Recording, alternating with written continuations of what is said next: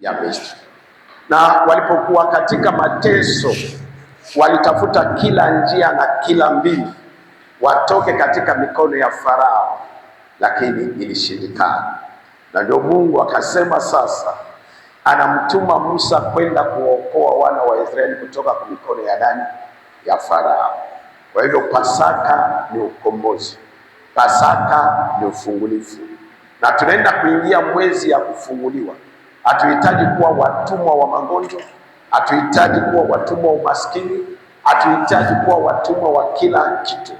Lakini kabla ya mtu kufunguliwa, tunasema kuna kabla ya kufunguliwa, tunaita before deliverance. Kabla ya mtu kufunguliwa, kuna vitu mbingu Mungu anataka afanye kusudi mtu aweze kufunguliwa. Namba 2, kisha pia mtu kufunguliwa, kuna vitu mbingu inataka mtu afanye kusudi uponyaji uwe. Angalia, Mungu ana jina 32 na moja ya jina yake anaitwa Jehova Rafa, Mungu mponyaji. Mungu ni daktari kama tu mimi ni daktari, lakini daktari Mungu ni best kupita mimi Dr. Frank, kwa sababu sisi tunatibu magonjwa mbili, tunatibu magonjwa ya kimwili na tunatibu magonjwa ya kiakili. Lakini Mungu anatibu magonjwa ya mwili, kiakili, maisha, kiroho, kila kitu. Na ukienda kwa daktari wa kawaida kusudi akuponye, kuna vitu atakwambia kabla utibiwe. Anaweza kukwambia unahitaji kutibiwa, lakini hakuna hiki, hakuna hiki, hakuna hiki. Na ukishatibiwa pia atakwambia kisha kutibiwa inahitaji usitoke kwa jua, usitumie kitu fulani, usifanye kitu fulani mpaka utakapona kamili.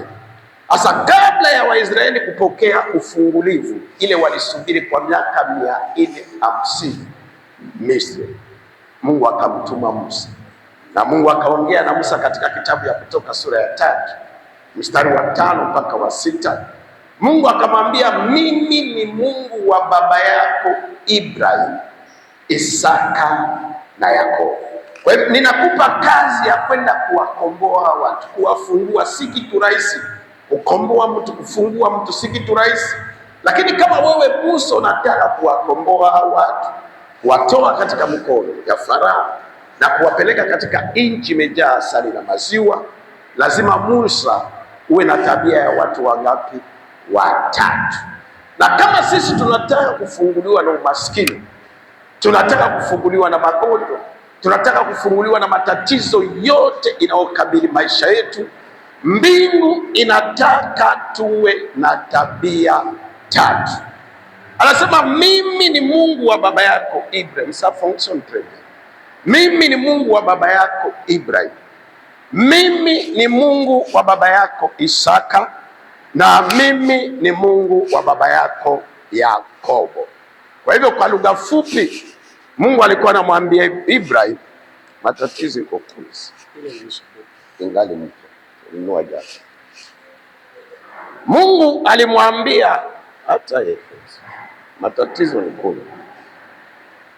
Mungu alimwambia Ibrahim, alimwambia Musa, lazima uwe na tabia ya Ibrahim, na lazima uwe na tabia ya Isaka, na lazima uwe na tabia ya Yakobo.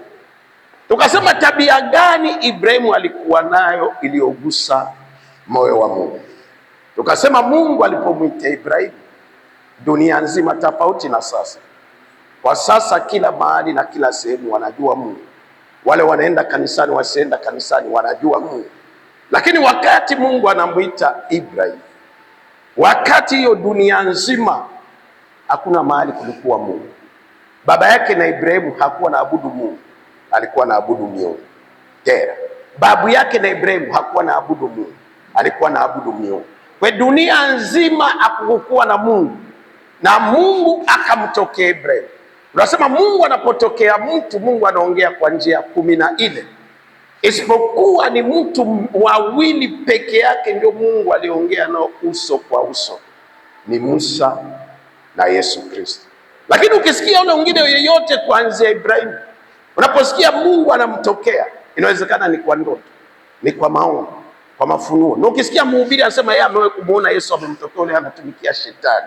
Mungu ni roho. Roho ana sifa 3, ana mwili, hana damu na hana mifupa, ni kiumbe haiweze kuonekana na macho ya binadamu. Sasa kama Mungu alimtokea Ibrahimu kwa ndoto, kwa maono, kwa mafunuo, tuna ndoto mingi tunaota na asubuhi tunaipuuza na tunasonga mbele. Na Mungu alipomtokea kwa ndoto, hata ukienda Mwanzo 15, wakati Ibrahimu iko nalia anakosa watoto, Mungu akamtokea kwa ndoto. Kwa ilikuwa moja ya style, njia Mungu alikuwa anatumia kwa kuongea na Ibrahimu. Na akamtoa kwa ndoto usiku, akamwambia angalia, unaona nini? Nyota. Akamuuliza utaweza kuhesabu? Asema siweza. Siku za okay. Asubuhi Ibrahimu anaamini, kisha anatoa sadaka ya ndoto. Ndoto. Sasa Mungu anamtokea kwa ndoto, dunia nzima kukiwa hakuna Mungu, hawajui Mungu, hawajawahi kusikia Mungu, watu wote wanatumikia miungu. Na Ibrahimu asubuhi akamwambia mke wake, akamwambia Mungu anasema tutoke hapa, twende. Makosa ya Mungu anamwambia watoke pale, lakini makosa ya Mungu hawaoneshi wapi wanaenda. Na Ibrahimu akaamka asubuhi, akaamini neno na akafanya nini? Akatoka kwao, akaacha wazazi wake, akaacha familia yake, akaacha ndugu zake, akaacha nchi yake, na akaenda kule Mungu alimwambia aende. Mbinguni wakashangaa, ni mtu wa aina gani anawaamini pasipo kufanya nini? Wao. Alikwambia kama unataka kumwamini Mungu, ukitafuta kumwona utakutana na shetani, kwa sababu Mungu ni roho, aonekane na macho ya binadamu. Ukisikia mhubiri wote sasa yeye anaongeaka na anaonanaka na Mungu, jua anatumikia shetani. Mungu ni roho, haonekani. Never. Musa alimwambia basi, nishasikia umeongea na mimi sana, nataka sasa nikuone uso kwa uso, kwa sababu nimechoka kusikia sauti lakini sifanye nini? Sikuone. Mungu akamwambia ukiniona utakufa. Mtu wa mwili hawezi kuona Mungu uso kwa uso, ata dead. Basi unisikilize vizuri, alipotoka na kwenda kuamini, tukasema tunamuona Mungu tu kwa njia moja. Mungu ana jina 32, na jina ya kwanza ya Mungu Yohana 1:1, mwanzo alikuwa neno, neno alikuwa pamoja na Mungu, na neno alikuwa nani? Mungu. Kwa hiyo tunamuona Mungu kupitia neno yake. Kuikubali, hautaona Mungu, hautamgusa Mungu kwa sababu ni roho, lakini tunamuona Mungu kupitia neno yake. Na kanisa yote hawafundishe neno ya Mungu, hawana Mungu, kwa sababu jina ya kwanza ya Mungu ni neno. Na ninapokosa kuamini neno ya Mungu, nakosa kumwamini Mungu. Sasa Ibrahimu akahesabika baba wa imani kwa sababu alikubali tu neno ya nani? Ya Mungu. Akaamka asubuhi, akatoka. Na katika safari hii maisha tuko kuna vitu mingi tumefungwa kwa. Inawezekana kiuchumi, inawezekana kiutumishi, inawezekana kifamilia, lakini kama tunataka kufunguliwa lazima tuwe watu tu tunaamini neno ya nani? Ya Mungu, pasipo kuipigia mahesabu yote. Makosa ya Mungu, Mungu anapokuja kuongea kwa maisha yetu, anaongea tu kuhusu vitu visiowezekana, vitu vigumu, vitu vyenye havina picha, vitu vyenye havina njia. Sasa anapoongea, unapokaa chini unapima mahesabu ya kibinadamu, unaona hakuna njia na hakuna picha ya yote kusudi hiyo jambo itimie. Lakini kitu simple, mtu mwenye alituonesha vile Mungu akisema lazima anaitimiza, na anaitimiza kwa mfumo gani. Mara mingi watu wanataka kujua Mungu atafanya vipi kusudi apate kutimiza neno yake, lakini andiko simple, anayejua vile neno ya Mungu itatimia. Mungu alipomtokea Miriamu alikuwa bikira. Namba 2, alikuwa tuna mchumba. Na katika taifa ya Israeli hakuna msichana alikuwa anaolewa akiwa amejua wanaume. Never. Lazima ukuwe bikira. Mpaka siku taama harusi, na wasichana walikuwa wanatembea na mavazi meupe kudhibitisha kwamba yeye kubikira. Na kama msichana alikuwa amebikiriwa kabla ya kuolewa, sheria katika taifa ya Israeli ilikuwa inasema hataolewa milele. Na ndio utakuta mtoto wa Daudi alibikiri dada yake, na baada ya kumbikiri mara moja Huyu msichana alibaki milele hivyo, hawezi kuolewa na mwanaume hiyo. Sasa malaika akamtokea Miriamu, akamwambia umepata neema. Akamwambia utabeba mimba, utazaa mtoto, na huyu mtoto ndio atakuja kuokoa Israeli. Maswali ya Mariamu ilikuwa rahisi na alifasiriwa kirahisi vile mambo ya kiroho, kwa sababu Mungu si mwili, Mungu ni roho. Jinsi mambo ya kiroho inafanyika. Miriamu akauliza, na itafanyika hii vipi? Kwa sababu namba 1, mimi sijaolewa, niko bikira. Namba 2, niko na mchumba, sina mume. Mchumba si mume, kwa sababu haitwe tendo ya uchumba, inaitwa tendo ya ndoa. Sasa nitazalaje huyu mtoto? Biblia inasema malaika akamwambia, nguvu ya Bwana itakuja juu yako.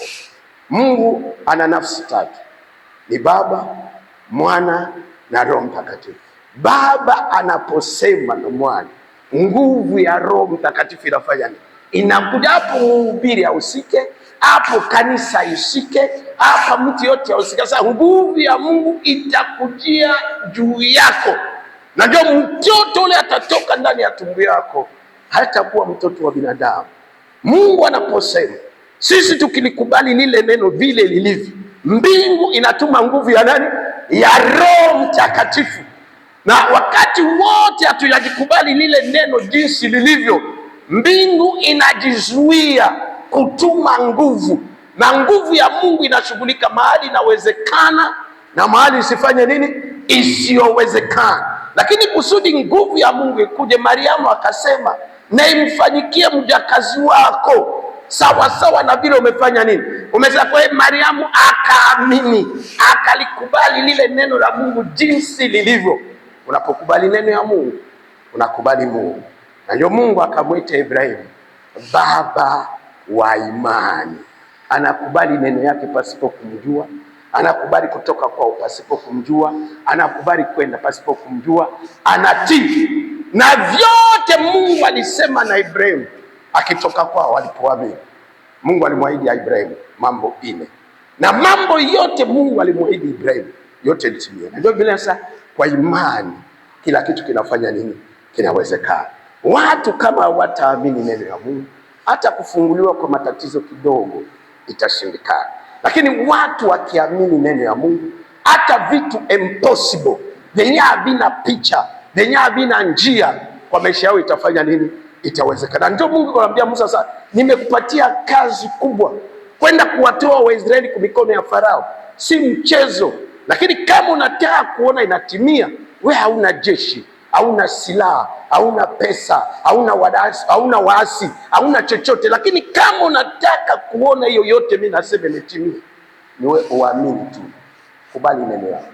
Ukisha kubali tu neno ya Mungu, kitu ya pili inafuata, nguvu ya Roho Mtakatifu inafanya, inakuja mara moja kuja kushughulika. Na wakati wote mtu yuko nafanyia neno ya Mungu umehesabu, nguvu ya Mungu haiwezi kuja kushuka. Kwa hiyo tunahitaji kupokea neno ya Mungu. Najua Biblia inasema pasipo imani hatuwezi kumpendeza nani? Mungu. Najua Biblia inasema kwa imani kila kitu kinafanya nini? Kinawezekana. Kwa imani kukubali tu neno ya Mungu. Neno ya Mungu akasema tutakuwa sisi ni vichwa, sisi sio mikia. Hata tukiwa mikia, sisi tunatangazia watu sisi nani? Ni vichwa. Neno ya Mungu inasema kwa kupigwa kwake sisi tumefanya nini? Tumepona. Hata kichwa inauma, mimi naambia mimi nimefanya nini? Nimepona. Sitaji mtu anayeamini neno ya Mungu kuanzia asubuhi, mchana, jioni, usiku, kinywani kwake hakutoke vitu vya upuuzi. Oh shida, oh nini, oh nini. Kwa hivyo unapokiri vitu ndio vitu yenye unakubali kwa maisha yako. Na vitu unakubali kwa maisha yako, upendo usipende, hata kama Mungu havitaki vile kwa maisha yako, vitakuwa. Kwa sababu kwa mtu kupona inahitaji mambo mbili. Biblia kama tutakiri kwa kinywa chetu na kuamini ndani. Kwa kile mtu yuko naongea, anakubali asubuhi, anakubali mchana, anakubali jioni, anakubali usiku, apende asipende, hata kama Mungu hakuwa anaitaka, itampata. Mapenzi ya Mungu ilikuwa taifa ya Israeli ingie Kanaani. Lakini wapelelezi walipoenda kuipeleleza, waliporudi wanaleta ripoti, hawa Waisraeli wakakiri. Wakasema mbona tusingefia hapa jangwani, na mbona tusingerudi Misri twende kufa? Lakini mahali hawataki kufa, hawataki kufa Kanaani. Na Mungu alitaka waingie kwa nchi ya asali na maziwa, lakini vinywa vyao vilikiri wanataka wafie wapi? Jangwani. Mungu akamwambia Musa, geuza safari, nitawafanyia sawasawa na vile walinena masikioni mwangu. Na maisha ya mtu iko tu sawasawa na vile anaongea kila siku. Unapoongea umaskini unaishi maskini, unapoongea uongo unaishi maisha ya uongo. Maisha ya mtu inafanana tu na vile mtu iko nasema, anaongea asubuhi, anaongea mchana, anaongea jioni. Na mbingu inakufanyia, hata kama mbingu ilitaka kupeleka Marekani, lakini wewe maneno yako, kinywa yako inaongea kijijini, utajipata kijiji. Hata kama Mungu alitaka kupeleka kichwa, lakini asubuhi, mchana unaongea maisha, mambo ya unyonge, maisha ya shida, maisha ya tabu, utayaishi na utayakula. Biblia inasema tutakula matunda ya midomo yetu. Ujifunze asubuhi, ujifunze mchana, ujifunze jioni, ujifunze usiku, ujifunze kwa hali kuna njia au hakuna njia. Ujifunze kukiri mambo ya ushindi, kukiri sawasawa na neno ya nani? Ya Mungu. Sasa leo tunaingia pointi ya pili. Walimwambia kuwe na tabia ya Ibrahim. Mtu anayeamini alalamiki, mtu anayeamini alie, mtu anayeamini akate tamaa, mtu anayeamini hataki kusikia huruma, kwa sababu kwake, kwa imani, kila kitu kinawezekana. Kwa imani, kwa imani kila kitu kinawezekana. Ni kukubali tu neno ya Mungu jinsi ilivyo, bila kuipigia mahesabu yoyote, na unaona inatokea. Basi tutaenda pointi ya pili. Leo sitaongea mingi sana, kwa sababu napenda kubaki na watendaji wote, zaidi mtu mwenye asitoke kwa wote. Waimbaji wale wote wanapita mbele, wanaongoza ibada, wanahubiri, wanaimbisha, tabaki nao dakika 30. Napenda kuongea na tunataka tuwe na ibada moja nzuri ya baraka, ya ushindi, na kazi ya Mungu iweze kusonga mbele. Sasa tutaenda kuangalia, Mungu anamwambia lazima, mimi ni Mungu wa Ibrahimu, lakini hakuishia Ibrahimu, yeye ni Mungu wa nani? Wa Isaka. Kitu gani Isaka alifanya kiliogusa moyo wa nani? Wa Mungu. Kitabu ya Mwanzo sura yake 22, Mwanzo 22 mstari wake wa 9 hadi 12. Wao kusema beti, ingia mule ndani, chukua fungue beti iko mule ndani, ufungule tiruare moto na uko beti ndani. Mwanzo sura yake 22 mstari wake wa 9 hadi 12. Tutasimama na neno la Mungu. Na wakati mmechoka, mmechokaje? Mwanzo sura yake 22 mstari wake wa 9 hadi 12. Tasoma.